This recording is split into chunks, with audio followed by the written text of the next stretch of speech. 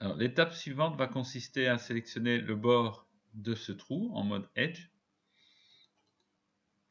Donc si vous double-cliquez, le bord se sélectionne.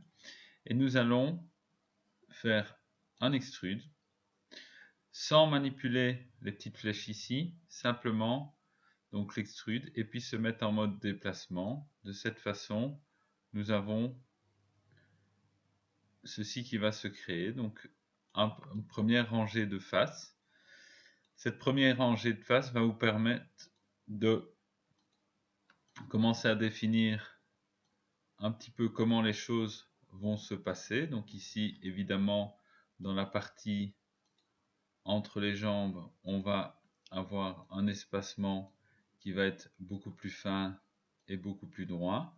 Et donc ça nous permettra d'avoir une première double ligne pour la connexion des éléments. Donc ce point-ci et ce point-là viendront se connecter ensemble. Donc vous pouvez déjà en mode vertex venir positionner ceci un peu plus en arrière. Celui-ci ira globalement se connecter sur celui-ci. Et donc on va pouvoir faire en fait une série déjà de target weld pour mettre en place la première partie. Donc target weld, je prends le point ici et je le weld sur celui-là. Je prends le point ici, je le weld sur celui-là. Je prends ce point-ci, je le weld sur celui-là. Donc ça me permet d'avoir déjà l'espace ici intérieur connecté. Donc si je passe en mode subdivision, vous voyez qu'ici, je passe en mode déplacement, j'ai bien une connexion qui se fait entre l'intérieur de la jambe et l'extérieur. Maintenant, on va devoir créer un espace pour ces parties-ci.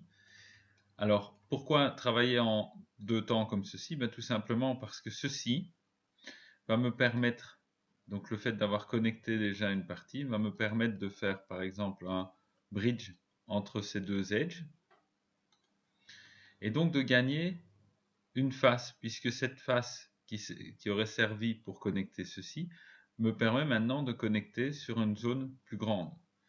Donc je refais un petit bridge. Je vais faire donc le bridge sur la longueur et vous allez voir que à peu de choses près, nous allons pouvoir travailler de cette façon. Et donc il nous reste une zone ici et au final un petit angle ici. Alors donc ici, plutôt qu'un bridge, nous allons utiliser, vous pouvez prendre simplement un seul edge et avec shift clic droit, nous allons faire un fill all pour refermer la zone ici. Alors repassons en mode low poly pour examiner un petit peu ce qui se passe. Donc nous avons des quads à peu près partout. Par contre, ici nous avons un triangle. Alors, le meilleur moyen, le moyen le plus simple pour éviter d'avoir ce triangle, ce serait d'avoir une ligne qui connecte ces différents edges ici et qui puisse repartir ici vers l'avant.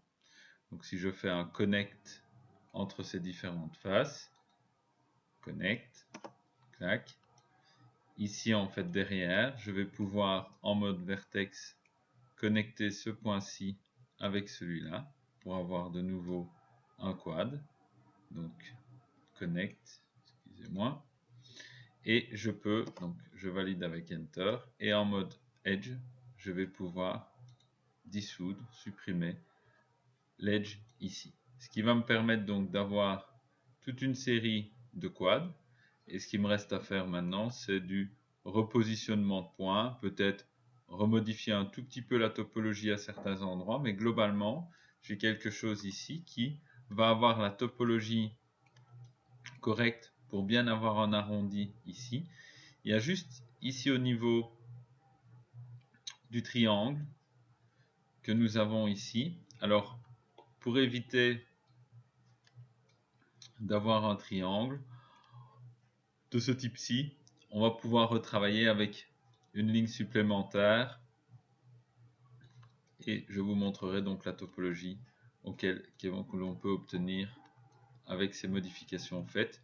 De la même manière, on pourra rajouter une ligne ou l'autre ici en plus pour pouvoir bien définir la forme du corps et ne pas avoir de trop grandes faces, une trop grande disparité dans la taille des différentes faces.